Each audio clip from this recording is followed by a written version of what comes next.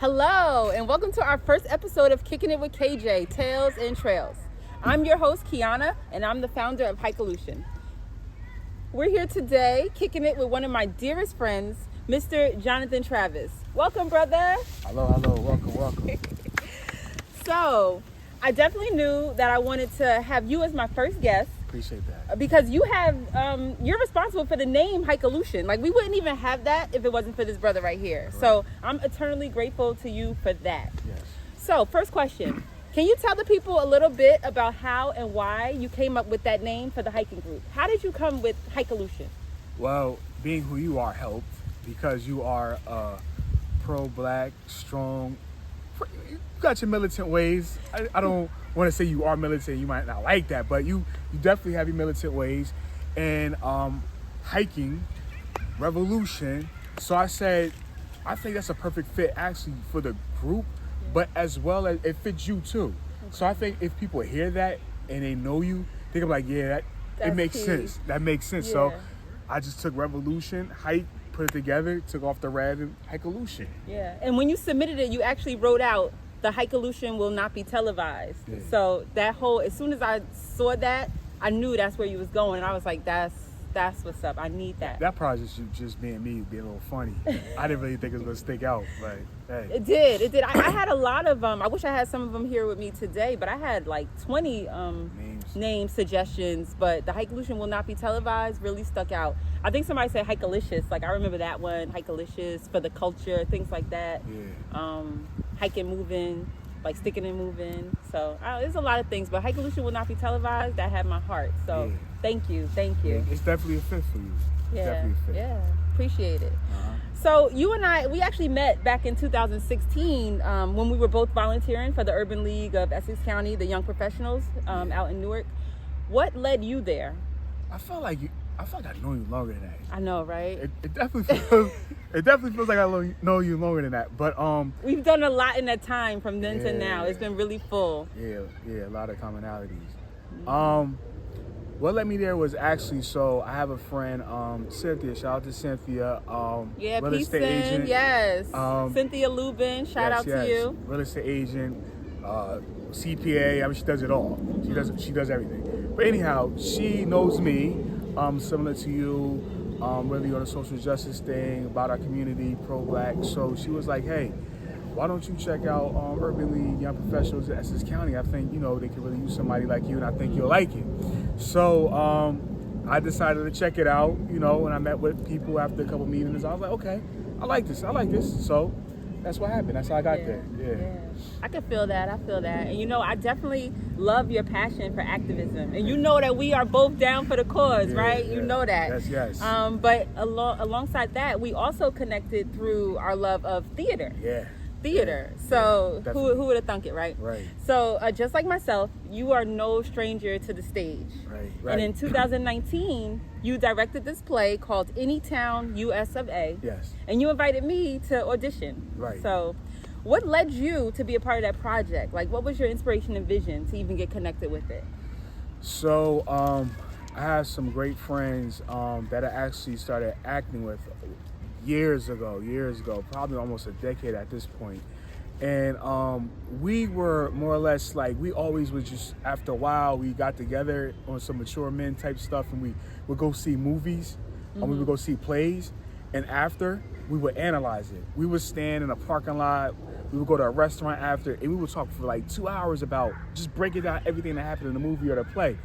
So one day it hit us like, yo, we keep seeing a lot of movies and plays that aren't really like, they're kind of filtered. Like, that's just kind of been like Black Americans' experience since media's been around. Like, we never actually get to really tell our full stories. And authentically. It has to be censored a bit. Right. Yeah, I feel like that's not full. That's not everything. But yes, your wording is better. You're always been better at the words. So we was talking, we was like, we need to write something for us, like, that is not censored, that is not filtered, that hits the soul of our people, because we love entertainment, but we felt like, one, it was too much slapstick comedy out there. That shucking and jiving. Yeah, it's good to laugh, but sometimes it's like You know, and it seems like that was just a popular thing. Like I would say around that time we started talking about this, like the mid 2000s, like not mid 2000s, sorry, like early 2000s, before 2020. I say between 2010 2020, but even a little bit before 2010, it was some stuff out there. But this is pre Netflix, this is pre Hulu. So now there's a little bit more, but at that time it was just like you go to the movies, you see what you see, you get some stuff on cable, you see what you see. And then you go to the theater, catch something. You know, if you're not in New York, you're in the other part of the country down south. Your variety for theater is slim to none. So boom. So one of my close friends, rest in peace, Joseph Nazario, was like, "Why don't you do something?" And I was like, "Oh, me? Nah, I'm with the team. We just going to figure stuff out together. I'm not doing it on my own." He's like, "No, write something. You're passionate about something. Just write." And believe it or not, I took his advice and I started writing, and everything just slowly came together, to my surprise. Wow. Yeah. So when did you first get involved in theater, movies, entertainment? Like when did that first love start? Man. And you're a Morehouse man, so I know we're going to talk a little bit about your time in college. Yeah. So what happens at Morehouse stays in Morehouse, but we're going to talk a little bit about it. yeah. Or just in Atlanta, right? But True. like most black people, right? Church. Okay.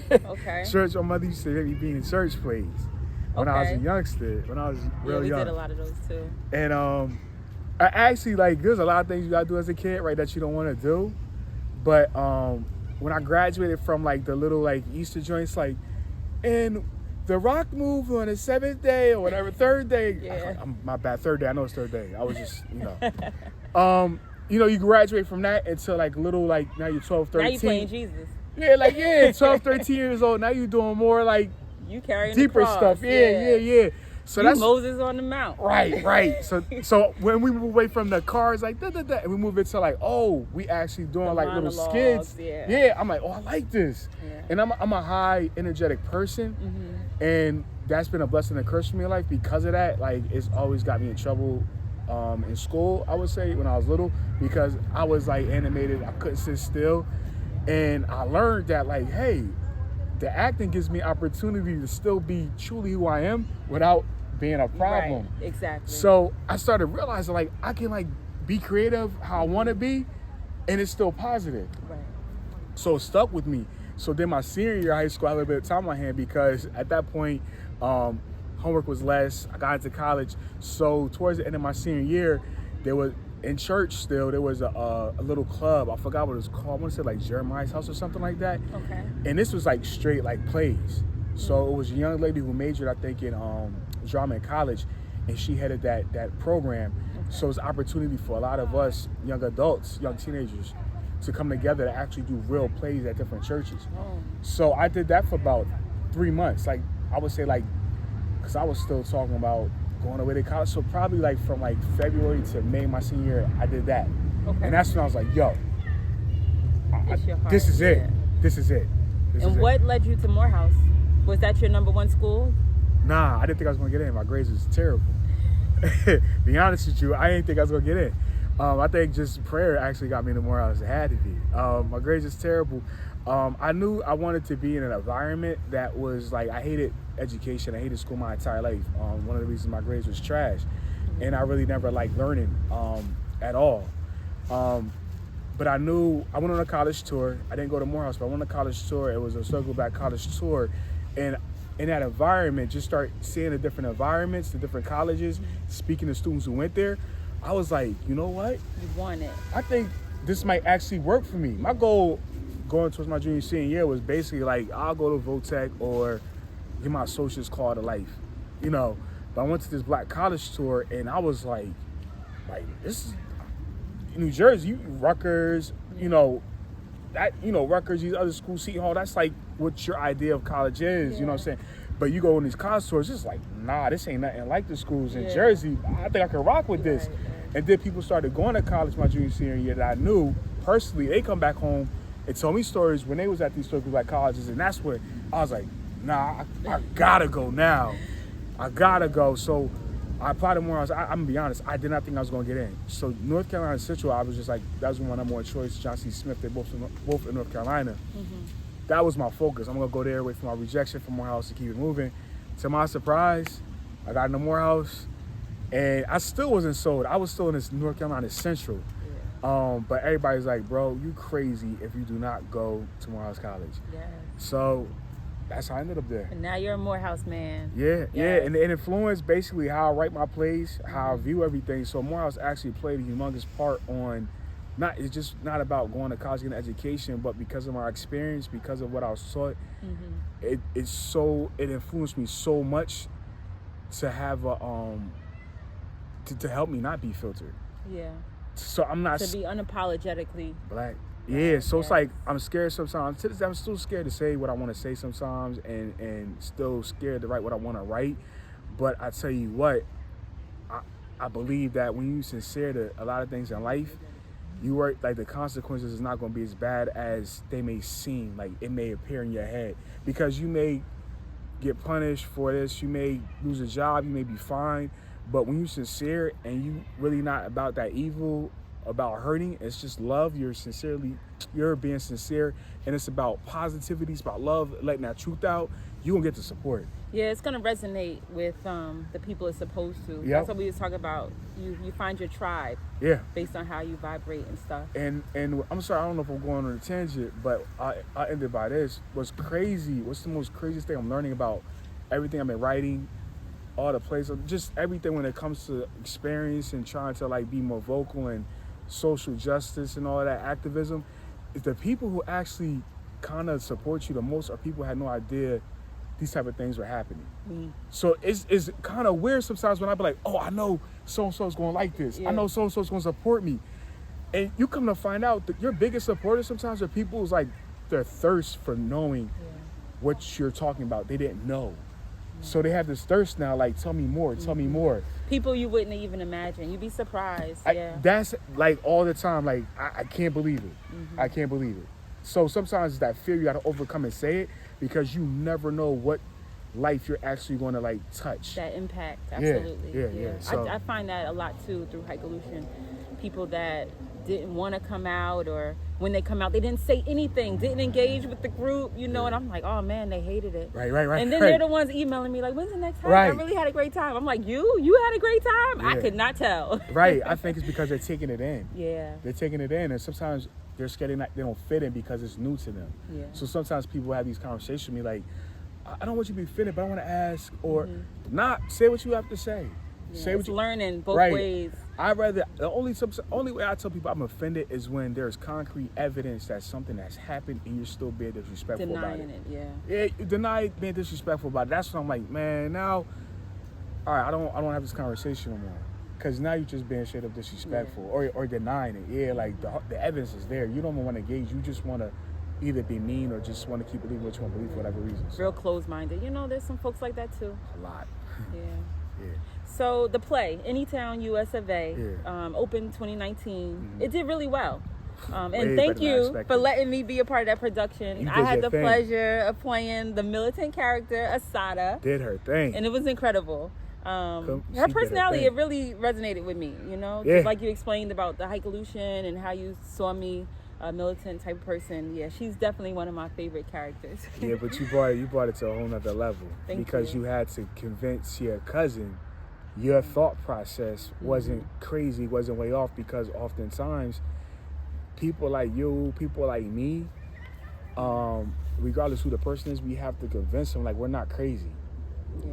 Like there's defending our position. It's like how do they not see this? You know? Right, because and it's painful for us to see folks that can't see, that are blind, that are like, maybe, I don't want to use the term in the matrix or anything like that, those buzzwords, but to just see the ignorance. It's like, man, I just want to open your head up and pour this in, but it doesn't work like that. I call it more or less brainwashing too. Yeah. Sometimes people say to us, we're brainwashed. But more or less, like, when you think like everybody else think, and the actions that when you think like everybody else thinking and nothing's changing, then that means that there's something not wrong with us. That means something wrong with how you thinking. And you need to be more open-minded about, maybe I do need to listen to what they're saying, because obviously nothing's changing the way we're going about doing things that's been told Right. that's supposedly gonna work. Yeah, I tend to stay away from anything that the majority likes. It's like, and it could be something that I thought I liked, but as soon as the majority like it, I'm pulling away because I'm like, nah, I know how that goes. You give in just to let me see what the hype is. But yeah, just back to your character. I said all that to say that, yeah, it was you being you, but that character had to reach out and convince her cousin. Yeah. And there was a play to audience that, hey, listen, this is a different viewpoint that you guys should strongly consider. Do you have a favorite character in the play? Unfortunately, it wasn't unfortunate, but because the play is so serious, but because I love my friend and I miss him, I loved how you played his councilman role. Yeah. The councilman. The councilman. Yeah, I mean, that was my favorite character, like, overall, like, because you played, like, who I would relate to the most. I mean, yeah, that would be my favorite character who I could relate to the most, but taking it just for the play, my guy, Nas, he played that councilman. Even when I think about the lines when he's on stage, I still laugh because...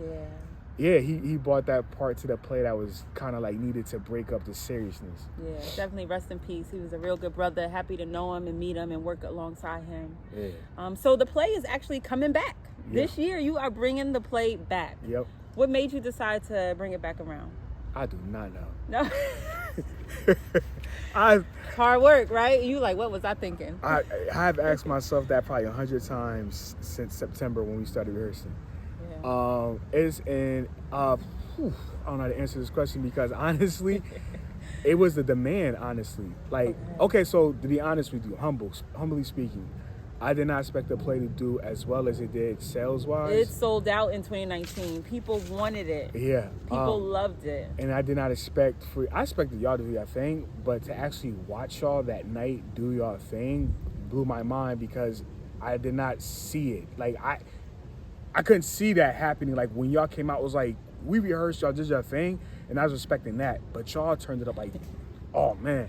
So, basically, the demand for people, like, saying, like, you got to bring this back. I want other people to see this, or I want to see this again. And at first, I wasn't feeding into it because people say that sometimes, and it's cost me. Like, I pay for everything in my pocket. So, it costs. It's a risk to take. But everybody just kept saying, like, no, we don't hear this. We don't see this. It's not something that is just, you can just run to a theater and see. And it talks about things going on right now in society, like to this day, but the history's tied to it. So after thinking about it, I was like, all right. I wasn't crazy, but I'm gonna be honest. I wasn't crazy about doing it again because it is so much work. And I didn't have faith in myself once again. I hate to keep bringing him up, but Nas actually believed in me more than I believed in myself when I first did it. He used to call me after rehearsals. I used to be like, I don't know, bro. I think I'm gonna hang this up. I don't know. I think I'm gonna have to pull out. And he called me like, no, you gotta keep going. You're on to something. So I didn't have much faith in it, to be honest with you. Even after I did as well as I did the first time, I was like, second time? But I listened. You thought it was a fluke. I'm like, because you know the sophomore jinx. Yeah. The sophomore jinx, like, and it's not another play, but to bring anything back again, you don't want to, like, think that, you don't want to get overconfident. Yeah. So, so here I am. And comparison is the thief of joy. So to have the shadow of the first run and then this one, it's a lot of pressure. It is. It's a lot of pressure. It's a lot of pressure on myself because what you just said is true. Every rehearsal, I'm at, like, this other character did it better, though. Not better, differently. No, I'm not gonna lie. Sometimes I'm like, even myself, I'll be like, I did it better the last time. Okay. So I'm not gonna lie. Like sometimes I'll be like, no, I want them to do like the other character did it. Yeah. But I have to understand, like you're saying, like different, and I have to accept that. I had to learn to accept it, and it's grown on me. But initially, I was just like, oh man, no, I want you to do it like in my head. I want you to do it like they did it. Yeah. But I had to learn, and it wasn't on purpose. Right.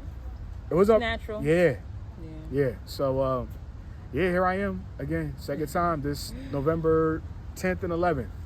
Yep, this Thursday and Friday. No, God. I'm sorry. My brain's still fried. I just came from rehearsal.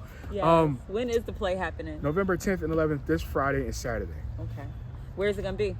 Union County Performing Arts Center, Broadway, New Jersey. UCPAC.org/events to get the tickets at. You can still get tickets the day of the play. Still sometimes the tickets ain't getting close to being sold out, but I can't promise you the next couple days that's not going to happen because, like she said, last time that second show was about 10, 15 seconds. Yeah. See, my brain is... Take your time, 10, brother. 15 tickets away from actually being like completely sold out. Yeah. So. Well, it sounds like a lot is on your plate, but I know you're built for it. I know you got this, so hang in there. Thank you. So aside from the volunteering and the love for theater, we also happen to work in the same industry as public servants, so we share that in common as well. Yeah. And we both know there's a lot of stress that comes with our 9 to 5s, right? Absolutely. So when I first began hiking, I noticed immediately how I just felt like so refreshed and renewed after the hike. Right. And that's what actually helped me stay with it. And it brought me to like another work week. It helped me tackle another day at work. Right. Like I came back different after hiking. So what are some ways that you protect your peace and bring more self-care into your life? Honestly, sincerely speaking about HIKEOLUTION, hiking actually, I'm actually mad sometimes that I cannot come out with your group more. It just so happens, other things happen, and I can't always come out when I want to. But hiking has definitely, I'm so glad you started the group, seriously speaking, because that has been a great outlet for me, the times that I have went with you. In the group, it has been a great outlet for me. It's something about nature is nature, right? It's natural. It helps you rejuvenate. It helps you reset. You can see things. You can learn things. Like just the education I get with you about hiking. Like this color means this trail is here. This direction is that way. Like all of that stuff is not only my hiking, exercise, and education. And it's breaking stereotypes because a lot of times people don't believe like we out there doing things like that, and somebody like you could lead us to do things like that. So there's so much that comes with it besides like the just surface level of hiking. Underneath it is so many other things that come with it, and like most things with us, it's just not surface level. It's usually breaking some type of barrier, breaking some type of stereotype, convincing others that believe like hiking, why are you doing that? There's bears out there, I'm gonna get ate. Like the stuff you hear sometimes, telling people stuff that they never heard before, you'll get those myths, those stereotypes. So you got to break all of that. So absolutely. So to give you credit, what you're doing may seem easy, like you're just taking people out there, showing them the trails and teaching. Nah, you actually have to, I know you have to convince people like, no, that does not happen. You'll be fine. Okay, this is what happens if this happens. Like, it's trauma to so many things we do that you have to convince people. Yeah, it definitely was like pulling teeth in those early years. I will say post-pandemic, so 2020, when people had nothing else to do, inviting them on a hike, they was like, yeah, I'll go. But 2015, 16, 17, when I'm like, oh, come for a hike, they're like, no, I'm busy that day. I got something else to do. So we actually increased during the pandemic. People had to go hiking because they didn't want to be in the house anymore. So we grew. But yes, you were around in those early years because even at the Urban League, they hosted 3 hikes with me. So you were there for those. You remember those Urban League hikes? I was excited because I wanted to do something like that. I just didn't know where to go. So it just so happened that you started it, and I was excited. And like I said, I wish I could have joined. Join more hikes. But life is life. But to answer more of your question, theater, watching it, being in plays. I like to ride my bicycle. Reading books. You're well read. I need to do better though, but I'm slipping a little bit. But yes, definitely, thank you. Reading books. Actually just started writing, so I did my blog site. So just certain things like I never thought I'd be interested in. I find myself like slowly just learning. Blossoming. And liking. So those are pretty much my basics. And traveling. Yes. This brother ain't never home. Awesome. Yeah, so I've been a couple of places. You've actually joined me on several hikes. You're saying that you can't come to all, but we hike a lot.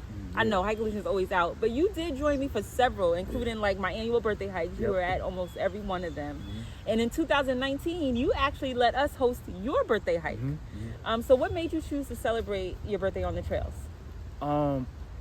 Maturity and doing something different. And I wanted to invite people who usually don't hike to do something different to do something as well. That's pretty much, it was something simple like, listen, I don't want to go to no club, because people set me up hiking why don't you go to a brunch? Are you doing a brunch? Or why don't you go to, I'm like, no, I want to go on a hike. I want to enjoy starting off my new year with nature. Yeah. Just doing something that I cannot do every day or that's not common. Right. Like, that's what I want to do. And I wanted the right people to enjoy that with me that normally don't do that. So it was simple. Just something different, and I wanted people to enjoy with me. That's exactly why I did the birthday hike and how it came to turn into HIKEOLUTION after that. Because I knew that getting people to come out on a hike for just the reason of inviting them was tough. Yeah. They weren't interested. But once I connected it with an activity that they would do for me, like, okay, this is how I'm celebrating my birthday, and you want to celebrate my birthday, so you'll come on a hike. Yeah. It just made it a little more easier. It was like that foot in the door method. Yeah. You want to hang with me? Yeah, okay, well, this is what I'm doing, you know? So thank you for letting us host you that year. And I think everybody that came, even if they, hadn't hiked, they enjoyed it. We had great turnout, and your nephew was with us. He's a big man now. Yeah, he was a mile ahead of us. Yeah, gotta love the youth. So I also noticed that this year the play is on your birthday weekend. Was that intentional? No. It just happened to be when the theater was available. It happened to be, actually, yes. And so I'm getting to the point now, like, I'm thankful for being on this earth, but the celebration thing, I'm kind of like getting over. Okay. More or less. It just happened to be a good weekend because it was a weekend that were available. I didn't want to do it between Thanksgiving and Christmas because that's holiday time. People, saving their money, whatnot. But a lot of people offer Veterans Day. Right. So typically, like, once again, like I said, I'm on a budget. So a lot of people do shows throughout the weeks, but when you're doing like something on a small budget, you want to get a decent amount of people. So your best time to do a play or theater is Friday, Saturdays, sometimes Sundays. Veterans Day, a lot of people have off. So I was like, oh yeah. I don't have to worry. Like, I might get a good turnout on Friday because people are not rushing to get there after work or whatever. Yeah. Right. So I said, and Saturday is usually always good turnout for shows, regardless who's doing it. If it's a big budget, little budget, Saturdays is always a good day to do shows. So I said, you know what? And it's right before Thanksgiving, so boom. And then my birthday was last. Okay. I thought about that last. I was like, you know what? I don't care about celebrating my birthday this year. I'm going to celebrate it by being at dress rehearsal and tech rehearsal for my play. That's how I want to bring in my new year, is being at my production, being on set. That's growth. Yeah, super mature. Yeah, but it's also love for acting and theater. Yeah. That's what it comes down to too. So yeah. Well, this year, I would love to gather my hiking tribe to come out and support your play. I appreciate that. So I'm posting it on my platforms, and I am going to, use my audience, the people that come out and hike with me. I want them to come out to the play. I'll be there, and I know they'll come to support you. And especially now that they learn how you have been very instrumental in naming us, so now they have a nice relationship with you as well, and they love you like I love you. So please tell the good people again when and where it's happening and how we can get tickets. One more time. It's November 10th and 11th, 2023, this year. Today is November 6th or 5th. I don't know. Today's the 5th. So it's this week, because I asked for the date. So I'm saying this Sunday week. The 5th. This week. this Friday. This Saturday. November 10th and 11th. Union County Performing Arts Center. Hamilton Stage, because they have two theaters. So it's the Hamilton Stage down the street from the main theater. You can get tickets at ucpac.org/events. Scroll down till you see the play, Anytown, USofA. Go ahead and purchase your ticket. Cool. Show is at 7:30 on Friday the 10th and 6:30 on the 11th on Saturday. Thank you. And like I said, I'm gonna be there. I appreciate it. I really, truly do appreciate you supporting, promoting, because like any of us who are small, we all need that support. Absolutely. We all need that support. You know what I'm saying? So I don't take every single person that's coming. I appreciate it from the bottom of my heart, and of course, being you, promoting it, and trying to get people to come, times two. Seriously. Yes, no doubt. So one more thing, after the hike, so the hike is after the hike. After the play, I got hiking on my mind. Hiking's always on my mind. After the play this week, I'm also going to organize a resolution. See, it happens. Yo, long days. Revolution. She was hiking earlier, so. Yeah, I had a hike this morning. And I was at rehearsal, so sorry. It's how you doing what you doing. And I got the words right here on the paper. Hey, listen, your brain sometimes, I am going to organize a revolution-themed hike in your honor. Appreciate that. For you and the play. How does that sound? That sounds great. Yeah, so we're going to be doing that on Sunday, November 19th. So that's this week we're going to the play together. And then the following week we're going to hike together so we can chat more with this brother and y'all can tell him how much you love the play, Q&A, comments, concerns, all types of things. You're going to let it out on the trails. You know, that's what we do. We walk and talk and we get all this stuff popping with each other and let all the juices flow, all this critical thinking and whatnot. So we're going to do that on November 19th. Love it. Yeah. Of course, I'm going to be there. All right. Well, Jonathan, thank you so much for spending some time kicking it with me. And, you know, I would say break a leg because, you know, that's theater talk for good luck. However, because I'm a hiker, I just can't bring myself to even put that out in the universe. So I'm not even going to say that today. But you know how I feel. You know what it is. Yeah. So thank you so much for coming in. Can I just say something? Yeah, absolutely. Go ahead. So I think that I'm actually going to fire myself from going on silent hikes. So she has a silent hike. And as I was saying, he didn't do so well on the silent hike, folks. So as I was saying before, my energetic person, I think some of it was a lie. I wasn't that bad, right? Everyone at the end said, this guy right here was talking. But November 19th is not a silent hike. So we're going to walk and talk.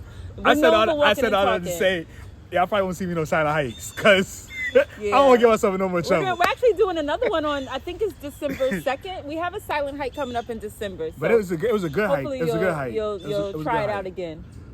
All right, if I'm invited back, I don't want to get in trouble no more. I'm going to have to hit you with my stick. I brought my stick last time, but I was in the front, you was in the back causing trouble. But she didn't see me or hear me. Right, yeah, I didn't know. So that's what I'm saying. But now so she can't... I'm going to keep you next to me, and I might have to... discipline me. No.